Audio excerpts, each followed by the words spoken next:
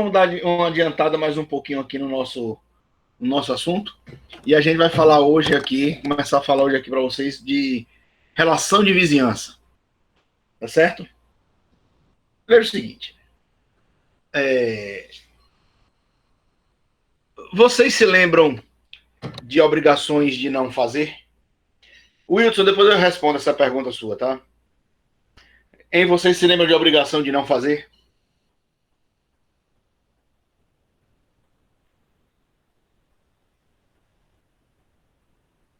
Bora, Otton, responda aí.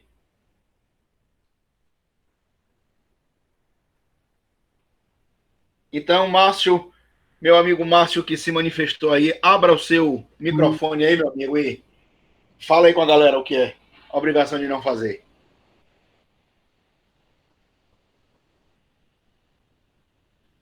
Bora.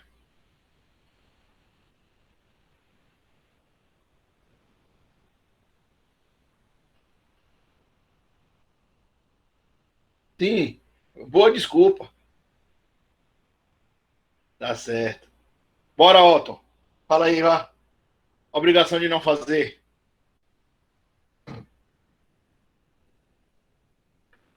Tá vendo que vocês não sabem zorra nenhuma disso, bicho? Vocês estão me enrolando?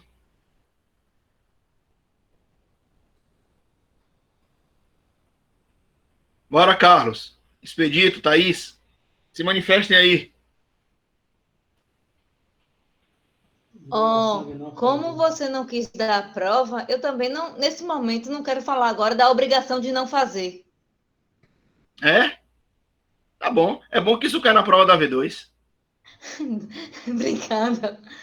E já estou sabendo como é que você é uma pessoa muito disposta a fazer as coisas, então já viu que, o seu trabalho vai ser corrigido com bastante amor, carinho e muita caneta vermelha. Professor? Fala. Deus é mais.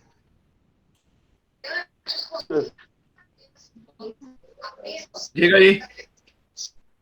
Seria a questão de o devedor abster da obrigação, ter situação de omissão com o credor? Cortou aí. Repete aí, Adson. Peraí.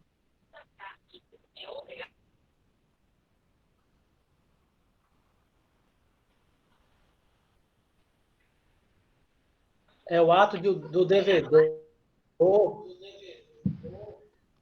se abster de alguma obrigação para com o credor? Com o credor. Pescando e ainda estão pescando pela metade, mas tudo bem. Vamos lá. Realmente é isso. A obrigação de não fazer, né, vocês aprenderam lá em Direito das Obrigações, que ela é caracterizada por uma abstenção. Né? Ou seja, é algo que é lícito o devedor fazer, porém o devedor não faz porque ele está proibido ou por uma determinação legal ou por conta de uma situação de natureza contratual. Né? Por que é importante a gente estar falando disso aqui, falando de relação de vizinhança? Porque dentro das obrigações de não fazer, nós falamos para vocês lá em obrigações também, que essa obrigação de não fazer, ela contempla ainda as obrigações de tolerar e as obrigações de consentir. E o direito de vizinhança é totalmente vinculado a essa situação da questão da tolerância e do consentimento. Né? Ou seja, quando você tem estabelecido uma relação de natureza de vizinhança, você começa a limitar o seu direito de propriedade por conta do direito do seu vizinho também. Né? Então, veja, quando você fala efetivamente de uma relação de vizinhança, nós estamos analisando um complexo de direitos e de obrigações que se estabelece entre titulares de imóveis que são vizinhos. Né? O nosso Código Civil ele fala de direito de vizinhança, mas, na verdade, como ele estabelece obrigações entre vizinhos, não se trata efetivamente apenas de direito, porque você vai ter direitos e obrigações ao mesmo tempo. Né? Então, essas obrigações, elas são as obrigações de sujeição e de abstenção. Agora, quando a gente pensa no Instituto da Relação de Vizinhança, desses direitos de vizinhança como o código estabelece, nós temos 3 institutos que são diretamente vinculados e que são extremamente importantes nessa relação jurídica, né? Aí você tem o instituto do uso nocivo da propriedade, a figura das árvores limítrofes e a figura da passagem forçada, né? Porque essa relação de direito de vizinhança que é trabalhada no Código não está falando única e exclusivamente em relação àquelas abstenções normais de caráter geral que as pessoas têm que ter em relação ao outro, ainda que essas abstenções elas estejam diretamente vinculadas a alguma desses institutos que nós falamos aqui, do uso nocivo da propriedade, das árvores limítrofes ou ainda da figura da passagem forçada. Tá certo? Veja o seguinte. Uma outra característica que a gente fala também de direito de vizinhança é que o direito de vizinhança ele tem uma obrigação que sua natureza jurídica é uma natureza jurídica híbrida, né? Ou seja, você tem uma obrigação própria terreno, uma obrigação própria da coisa, né? Aí vocês têm que recordar o conceito de obrigação própria terreno. Vamos lá, Expedito. Me recorde aí. Obrigação própria terreno.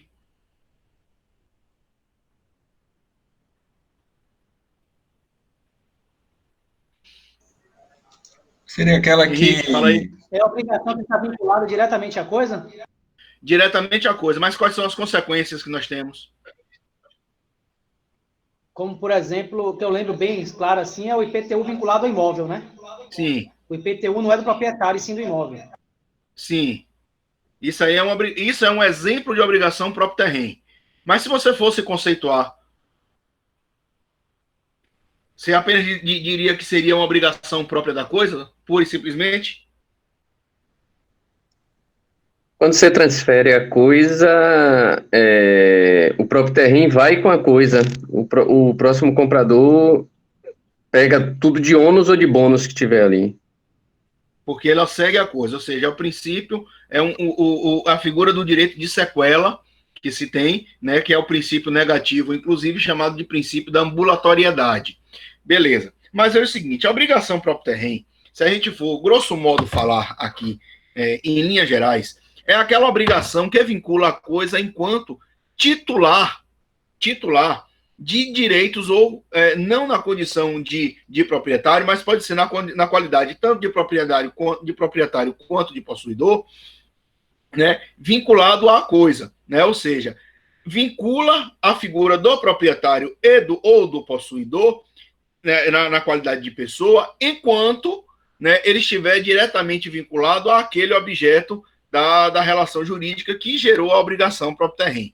Então, veja que nós temos, quando a gente fala de direito de vizinhança, essa obrigação própria terreno, ela tem o direito de vizinhança, ele tem natureza jurídica de uma obrigação híbrida, que é a obrigação própria terreno, porque independentemente da pessoa que esteja na posse ou na propriedade daquele determinado imóvel, né, você tem obrigações para com o seu vizinho, independentemente também do seu vizinho ser o proprietário ou tão somente o possuidor da coisa, do imóvel, né?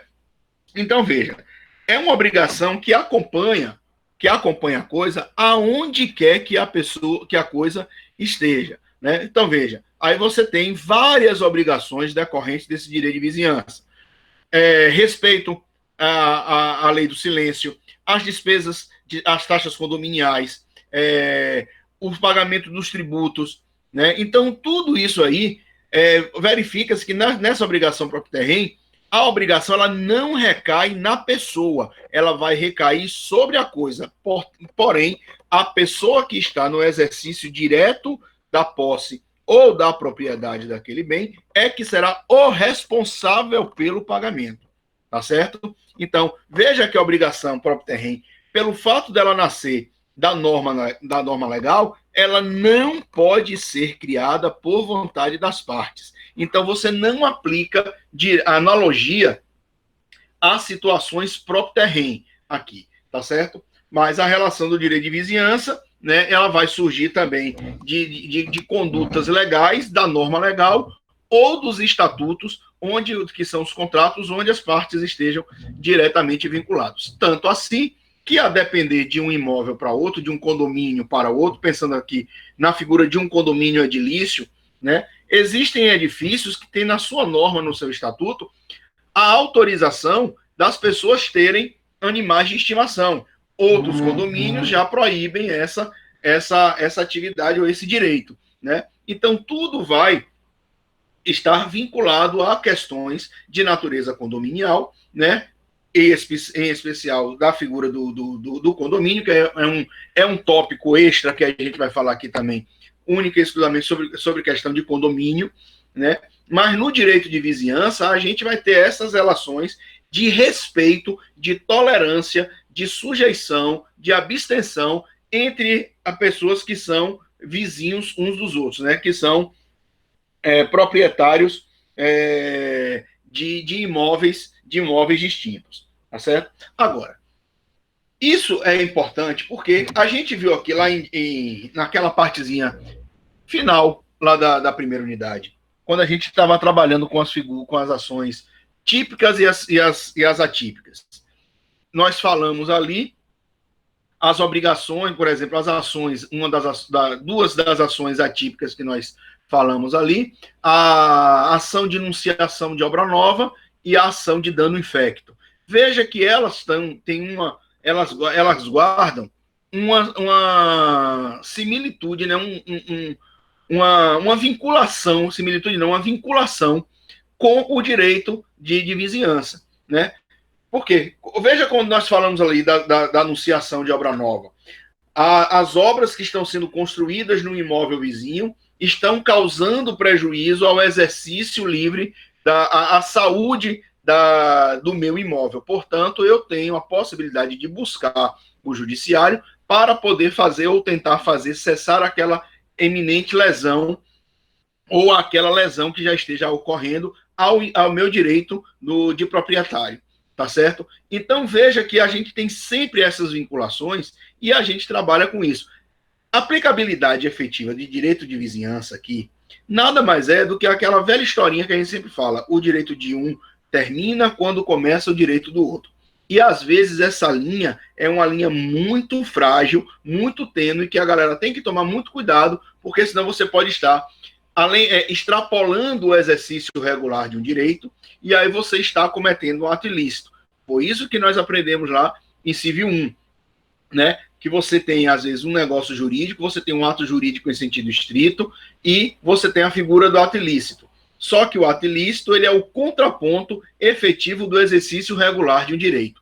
Então, a gente tem que tomar cuidado muito com isso, porque nessas relações de direito real, de direito de vizinhança, nós temos efetivamente essa circunstância. Se você extrapola o limite do exercício regular de um direito que você tem, você pode estar prejudicando o direito do seu vizinho. E, portanto, você está infringindo o direito de propriedade do seu vizinho, e aí ele pode, inclusive, ingressar com uma ação contra você, arguindo o uso nocivo da propriedade, né?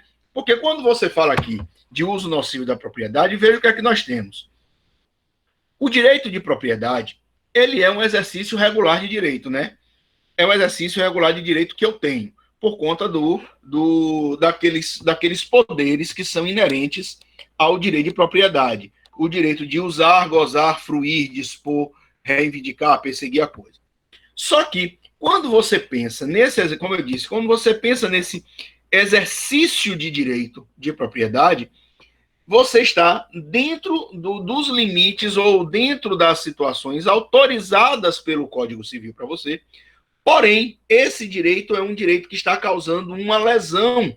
Esse exercício está causando uma lesão ao seu vizinho, né? De forma que você vai gerar uma obrigação entre os titulares dos imóveis vizinhos, tá certo?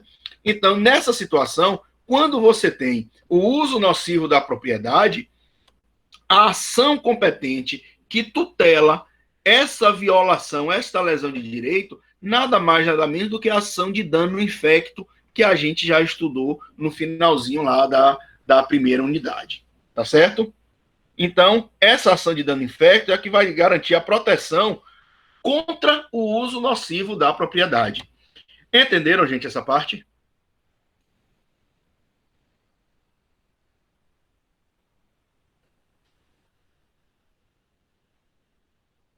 Vamos lá. Henrique, beleza?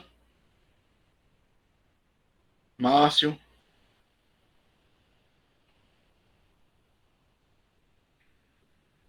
Ok, né?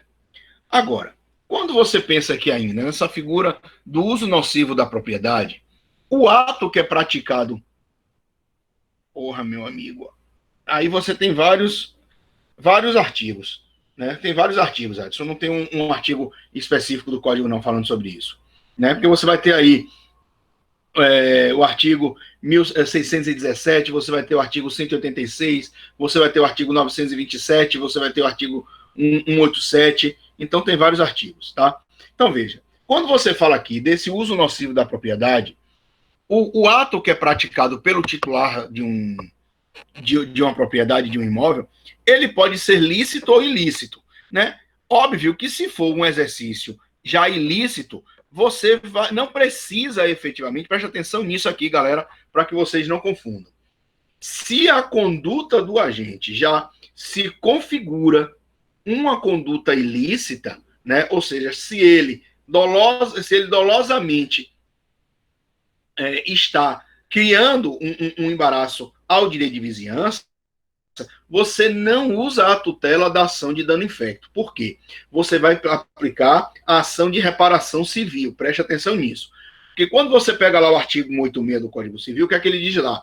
Aquele que, por ação ou omissão voluntária, negligência ou imprudência, violar direito e causar dano a outrem, ainda que exclusivamente moral, comete ato ilícito.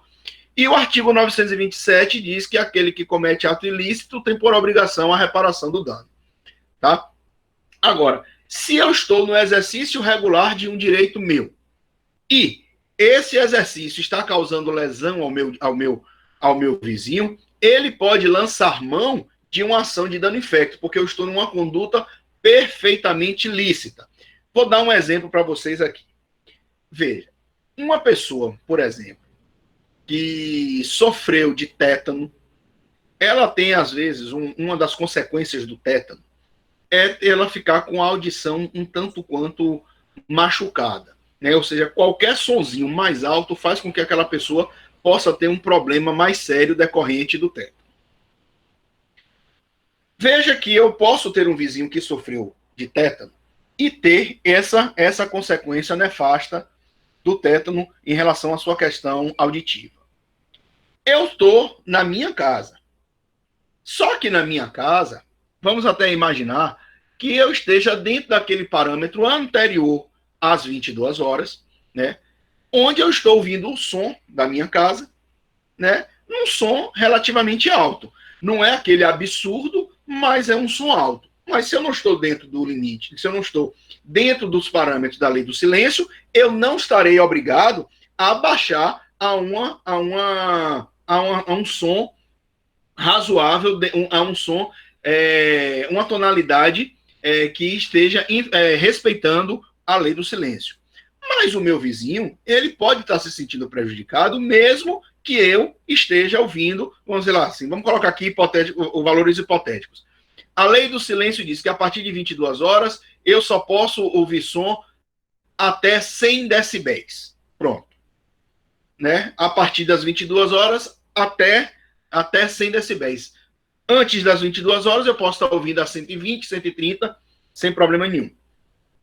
Eu estou 3 horas da tarde de um domingo com os meus amigos no churrasco ouvindo o som aqui em minha casa e estou ouvindo isso a 120 decibéis, esse som. Só que o meu vizinho, pelo problema que ele tem, 120 decibéis ele pode causar um problema sério à saúde dele.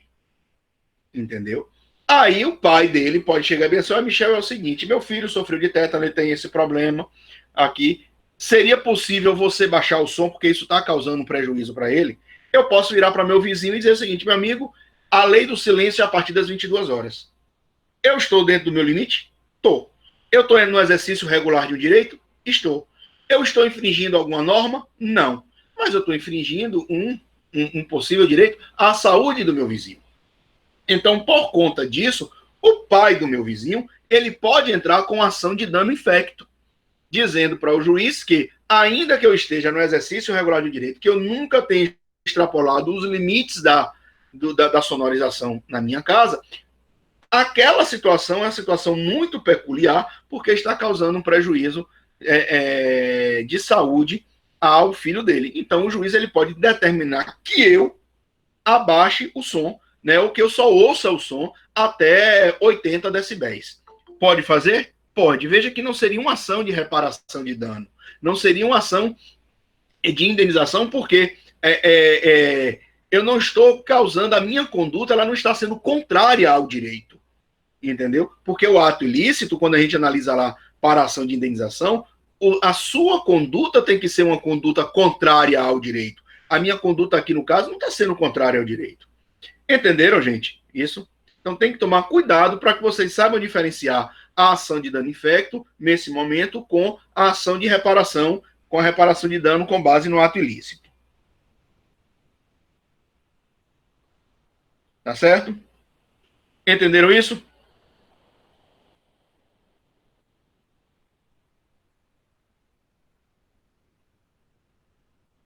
Beleza? Ok. Agora veja que às vezes as pessoas elas ingressavam com algumas exceções, né? Vamos dizer assim, em matéria de defesa. Vamos imaginar a seguinte situação aqui. Pega aqui. Preste atenção aqui no quadro. O que é que a gente está fazendo aqui? Veja que eu tenho um vasto terreno, né? E eu venho e todo vazio, né? Todo vazio esse terreno aqui, um loteamento que não tem ninguém morando ainda. Eu vou ser o primeiro morador desse loteamento. Eu vou e construo a minha casa. Como não existe nenhum vizinho, e eu com receio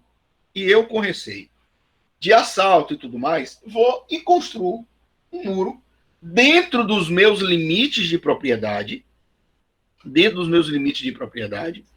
mas construo um muro com 10 metros de altura. Pronto.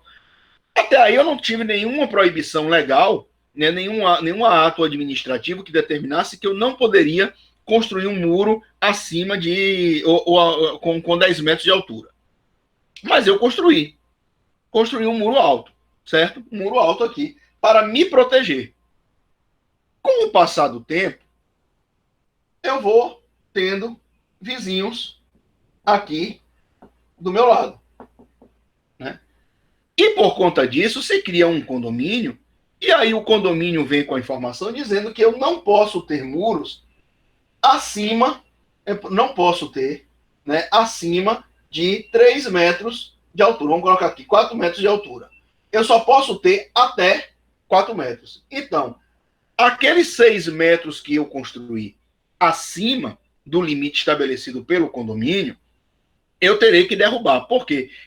Eu não posso, nessa situação, ingressar em matéria de defesa, porque os meus vizinhos ou o condomínio, eles vão entrar com ação determinando que eu diminua o limite da murada que eu fiz na minha casa. Aí eu posso chegar em matéria de defesa e dizer assim, mas quando eu vim aqui, quando eu vim morar aqui, quando eu levantei este muro, eu era o único morador, né? Então eu tinha a liberdade, como na época não tinha proibição nenhuma, então eu construí e por ser uma construção que não tinha impossibilidade jurídica nenhuma, isso é um direito adquirido meu, é um ato jurídico perfeito, né? E além de ser um ato jurídico perfeito, eu estou alegando que eu já fui e que eu pré-ocupava, né? Então tinha aqui uma pré-ocupação antes dos meus vizinhos chegarem. Então eu não posso arguir a teoria da pré-ocupação, né? A teoria da pré-ocupação alegando essa circunstância não, entendeu? Então veja, eu não posso fazer alegando que a atividade danosa ela já pré-existia em relação ao direito de vizinhança, né? Porque os nossos tribunais eles não aceitam essa teoria da pré-ocupação como sendo matéria de defesa. Entenderam isso, gente? Então, essa teoria ela não é aplicada.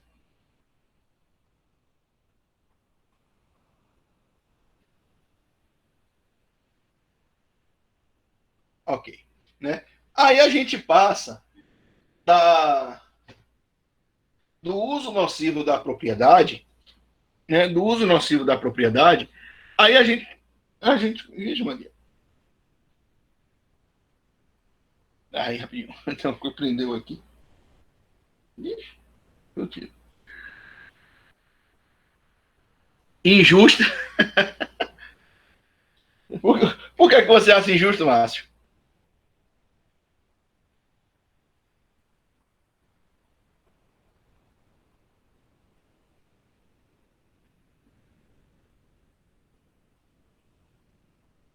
Hein? Por que a injustiça? Só porque você foi o primeiro a chegar?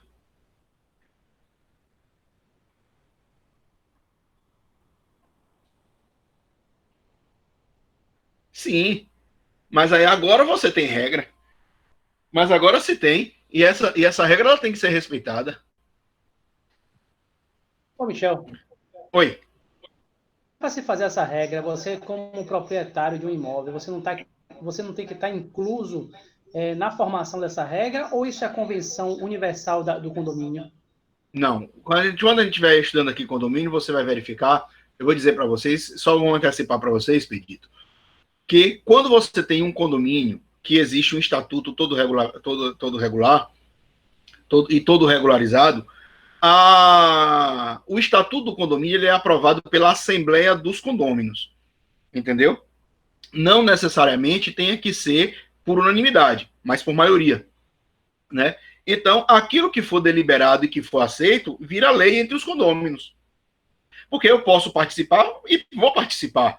Eu posso até contestar essa situação daí, mas se eu for voto vencido, eu vou ter que me enquadrar na nova legislação. Entendeu? Entendi, obrigado. Aí não tem jeito, porque é soberana. A Assembleia do Condomínio, ela é soberana. O que a Assembleia não pode fazer, por exemplo, é criar, ir de encontro a determinações legais. Entendeu? Aí o quórum vai ser estabelecido pelo próprio estatuto, dizendo que a ata de condomínio ela tem que ser deliberada, tem que ser maioria simples ou maioria absoluta, não sei o quê. Isso tudo vai depender do condomínio da pessoa, onde a pessoa está falando. Não vai caber indenização não, Márcio, não tem jeito. Porque você está se adequando às novas regras. Entendeu? As novas regras. Você tem que se adequar. Veja, quantas e quantas vezes aqui a gente pode alegar que a gente tinha um direito adquirido e com a mudança da regra, esse direito foi supostamente violado, né? Aí você poderia ingressar com uma ação indenizatória? Não tem como, entendeu? A depender da circunstância, o que era tão de direito adquirido assim, não era tão adquirido, porque não fez, ainda que tenha sido feito, tenha ocorrido um ato jurídico perfeito, ele era perfeito naquela época, agora não está se enquadrando mais. Principalmente se esse direito ele vem se protraindo no tempo. Porque o que ficou estabelecido é uma coisa, você não tem como alterar, né? Mas se ele vai se protraindo no tempo, veja o seguinte, só a título de parênteses para a gente aumentar a nossa discussão aqui. Desde 1988, quando a Constituição surgiu, tem um artigo da Constituição que fala sobre a figura dos aposentados, a questão do salário, que diz o quê? Que os salários dos aposentados eles vão aumentar de acordo com a proporção dos servidores da ativa. Primeiro, isso já não está acontecendo. E antes, quando se falava de direito de previdência lá na Constituição, em 88, vinha com a informação dizendo o quê? Que as pessoas que iam para a aposentadoria, os inativos, né, aposentados e pensionistas, não contribuiriam mais para a Previdência Social. Legal. Direito adquirido. Quem se aposentou, se aposentou. Legal. Só que veio a PEC, veio uma emenda constitucional que alterou a regra da Constituição, dizendo que aposentados e pensionistas têm que contribuir para o INSS. Se você fosse aplicar a regra do ato jurídico perfeito e do direito adquirido, essa nova regra ela seria o quê? Uma regra ex nunc, dali para frente, e não alcançar as pessoas que já estavam aposentadas quando da feitura da emenda constitucional. Só que não foi esse o entendimento que o STF deu. Seguinte, não, é que o pau que está em Chico está dando em Francisco. Então, se todos os aposentados agora, a partir de agora, vão contribuir, e a gente está fazendo isso para poder melhorar a previdência privada, a previdência social do Brasil, então todo mundo agora, mesmo quem está aposentado e quem é pensionista, mesmo antes da emenda constitucional, ela vai pagar. Ou seja, eles deram um efeito um efeito ex tunc para essa emenda constitucional. Percebeu? Então, nem tudo em direito é absoluto assim. Da mesma forma que você aplica aqui para a teoria da preocupação. Ah, mas é porque eu cheguei primeiro. Não, meu amigo. Nem sempre quem chega primeiro tem benefício. Entendeu? Você vai ter que se adequar às regras para poder você arguir o seu direito. Exatamente. O condômino tem que se adaptar ao condomínio e não ao contrário. Entendeu? Porque você não é o dono da verdade ali. Beleza? Tá claro, gente, isso? Vamos lá. Aí o segundo instituto que a gente tem é o Instituto das Árvores Limítrofes, né? Veja, o que significa essas árvores limítrofes? As árvores limítrofes são aquelas, né, que se estabelecem entre ao menos dois imóveis contíguos, dois imóveis vizinhos, né? Ou seja, essa árvore limítrofe, ela cria a figura de um condomínio especial, né, chamado de condomínio prodiviso, né? Ou seja, esse condomínio prodiviso é aquele em que cada um dos titulares exerce posse e propriedade sobre parte certa da coisa, tá? Agora veja qual é a consequência jurídica que a gente tem em relação a isso daqui. Eu posso ter uma árvore que a raiz esteja no meu vizinho, né, lá no terreno do meu vizinho, só que a árvore, ela tendeu a crescer voltada para o meu terreno. As árvores, os frutos que estão do lado da cerca para cá, pertencem a mim, porque é como se eu estivesse traçando uma linha imaginária sobre a divisão, a limitação do meu terreno com o do meu vizinho, e o que tiver pro lado de cá é meu, o que tiver pro lado de lá é dele. Entendeu? Só que isso vai ter consequência jurídica. Por quê? Quais são as regras que a gente tem em relação a isso? As raízes e os frutos que ultrapassar esta linha divisória imaginária, elas podem ser cortadas pelo seu titular. Ou seja, é a questão da autotutela da propriedade. Desde que esse corte não esteja prejudicando o interesse do vizinho. Ou seja, se eu der um corte que mata a árvore, né, eu tenho que indenizar o meu vizinho pela parte da árvore que ele era o proprietário, né? Outra regra que a gente tem, os frutos que caem, né? Os frutos que caem, eles vão pertencer ao titular do imóvel. Os frutos caídos dos ramos, eles vão pertencer ao titular do imóvel. Ou seja, se tiver exatamente em cima da linha divisória, o fruto caiu, se ele caiu para o lado de cá, é meu. Está no meu terreno, então é meu. Tá certo? Se caiu do lado dele, vai ser do meu vizinho, né? Ou seja, essa situação aí é a única exceção que o Código Civil traz, né? De que o princípio de que o acessório segue ao principal. Essa é a regra. Mas veja que o fruto, por ser acessório da árvore, né? Veja, mesmo que ele esteja totalmente do lado de cá, na hora de cair, ele caiu no meu terreno, o fruto não pertence ao meu vizinho, porque pelo fato dele ser o proprietário da árvore. Se caiu no meu terreno, é meu. Entendeu? Então veja que essas árvores limítrofes, elas criam essa figura do condomínio. Não é um condomínio edilício, eu moro aqui, você mora aqui também, não. Né? Porque esse seria o condomínio pró-indiviso. Esse pró-diviso, eu sou titular de parte da coisa. Né? É o condomínio que as pessoas casadas elas têm entre si. Entendeu? Então, a figura da meação institucionalizada institui o condomínio pró-diviso, ou seja, cada um é detentor de 50% daquele patrimônio. Aqui, eu tenho detenção, posse e propriedade de parte da árvore. Tá certo? Agora, você tem como observar se um titular ele tem mais direito direito do que o outro, né? Se a árvore está toda enraizada no meu vizinho e apenas alguns ramos eles estão caindo sobre o meu terreno, eu não sou o proprietário daquela árvore nem daqueles ramos. O ramo é do meu vizinho, né? Aqui, ó, vamos imaginar aqui, ó. Eu tenho aqui a linha divisória. A árvore, ela está plantada aqui no terreno do meu vizinho. Só que ela tendeu a crescer aqui. Mas veja que a árvore, ela está toda aqui. Então, se ela está aqui desse lado, ela pertence a B e não pertence a A. Agora, os frutos daqui, enquanto pendentes, eles são do de cá. Mas, como nós vamos dizer assim, está no meu espaço aéreo, né? Eu teria aqui, enquanto ele estiver pendente, eu tenho que ter autorização do meu vizinho para poder pegar. Mas se esse fruto cair, ele é meu aqui. Entendeu? Se ele caiu no meu terreno, é meu, mas enquanto ele estiver pendente, é do meu vizinho. Então, para eu tirar, eu tenho que pedir a autorização dele. Ou, se for o caso, pagar para ele. Né? Entenderam, gente, essa árvore limítrofe?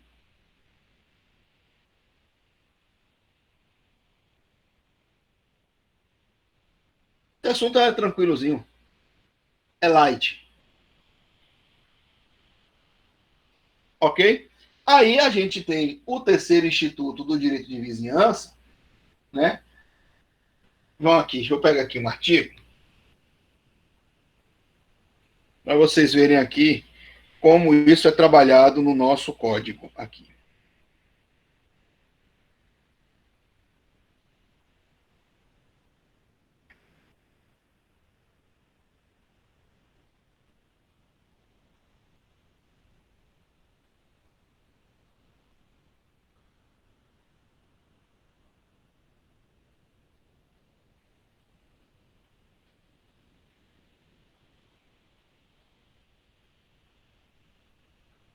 Aqui. Acho que foi Adson que perguntou sobre a questão do artigo. Foi isso? O artigo está a partir do artigo 1277. Ok? A partir do artigo 1277.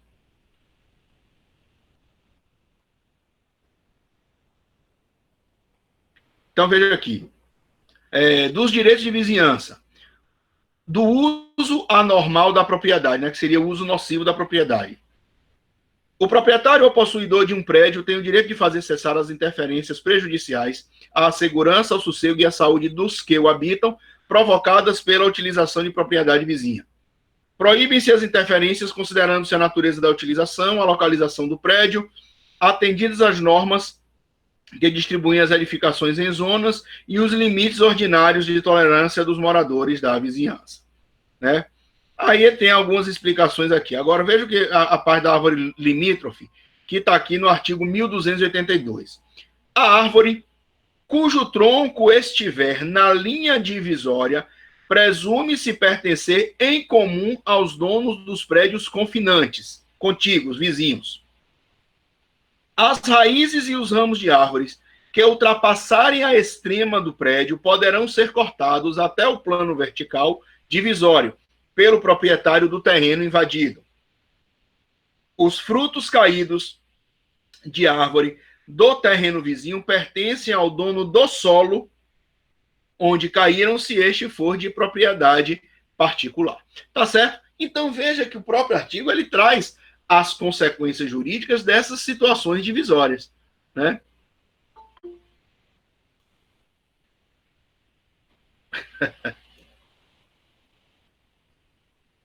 Ele pegava fruta ali no Golgodaema, ali em Jauá. Né? Ai, ai. Otto era catador de jaca. Isso sim. Tá certo? Vamos lá. Aí você tem o terceiro instituto, que é o Instituto da Passagem Forçada. Né? Agora, veja que nessa figura da passagem forçada, a gente tem que tomar cuidado, porque é uma tendência a galera confundir passagem forçada com servidão predial. Tá? Veja o seguinte, a passagem forçada é uma prerrogativa que o titular de um imóvel encravado tem de obter saída para a via pública, fonte ou porto. Está aqui, ó. 1285. O dono do prédio que não tiver acesso à via pública, nascente ou porto, pode, mediante pagamento de indenização cabal, constranger o vizinho a lhe dar passagem, cujo rumo será judicialmente fixado, se for necessário. Sofrerá o constrangimento o vizinho cujo imóvel mais natural e facilmente se prestar à passagem. Se ocorrer alienação parcial do prédio, de modo que uma das partes perca o acesso à via pública, nascente ou porto, o proprietário da outra deve tolerar a passagem. Olha o direito de tolerância aí, né? Aplica-se o disposto no parágrafo antecedente, ainda quando antes da alienação existia passagem através de imóvel vizinho, não estando o proprietário deste constrangido depois de dar uma outra. Marcos, isso aí você tem que ler a Lei 9.099 para saber se ela está contemplada dentro do parâmetro processual de lá. Entendeu? Aí você tem que pegar a Lei 9.099 para dar uma lida. Tá certo? Agora, quando você fala aqui de passagem forçada, essa passagem forçada não é pura e exclusivamente a questão da liberdade de ir e vir, não. Ela tem passagem de cabo de tubulação, de esgoto, né, descida das águas. Tudo isso daí é a utilização de passagem forçada pela obrigação de você tolerar a passagem das águas de um prédio para outro, né?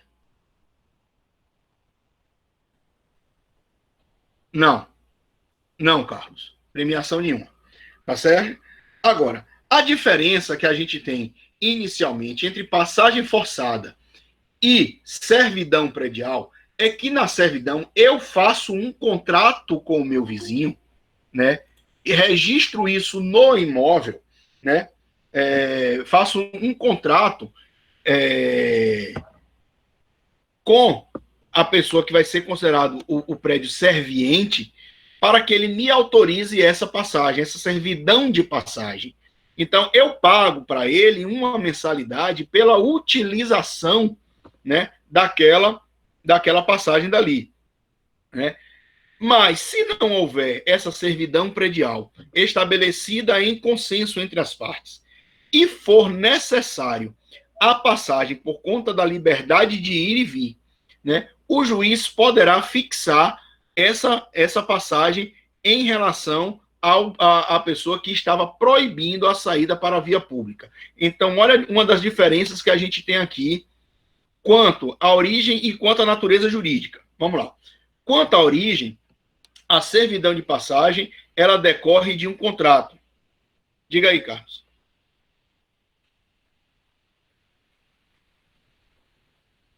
Se tiver a permissão, se essas árvores estiverem causando prejuízo para você, né, de sujeira e tudo mais, você vai informar para ele que vai fazer a poda, informar, porque aquilo dali está causando, está invadindo o seu espaço também, aquilo pode estar causando prejuízo tanto de visão, quanto prejuízo para o seu terreno ou o seu imóvel. Você informa e você corta, desde que você não mate a árvore, porque senão você teria que indenizar.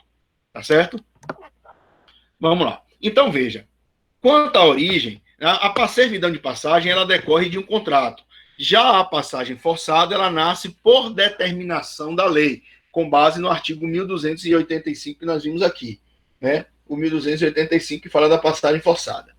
Agora, quanto à natureza jurídica, a servidão de passagem, ela é um direito real sobre a coisa alheia, tá certo? Então, eu vou ter um direito outorgado pela pessoa, no qual aquela pessoa, em relação àquela situação dali, ela me autoriza utilizar, né? E eu vou ter o direito de uso, de gozo e de fruição em relação àquele terreno. Por exemplo, aquelas torres de energia que você tem, que você vê ao longo da estrada, aqui dali é servidão predial, é servidão de passagem e não passagem forçada, porque o Estado ele poderia utilizar outras vias para poder passar aquela passagem, aquele cabeamento, tá certo? Então aquilo é servidão de passagem e não passagem forçada. Já a passagem forçada, ela é uma obrigação próprio terreno, ou seja, é uma obrigação real, né? Enquanto a forma, a servidão de passagem, por ser contratual, ela vai ser registrada no registro de imóveis. A passagem forçada não é registrada, tá certo? Agora, qual é o tipo de ação que você tem para exigir a passagem forçada? É uma açãozinha especial chamada ação confessória, tá certo? É de confissão, é confessória, né? Onde o juiz vai fixar um rumo estabelecendo uma indenização, ou seja, você vai pagar uma indenização de uma única vez para a pessoa que você estará invadindo o terreno para você ter a passagem para a via pública. Entenderam, gente? Essa questão de direito de vizinhança?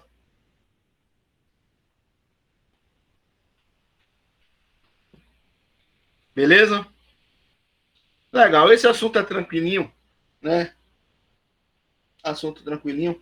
Aí a gente vai falar, já na próxima aula, a gente vai começar a falar sobre condomínio, né?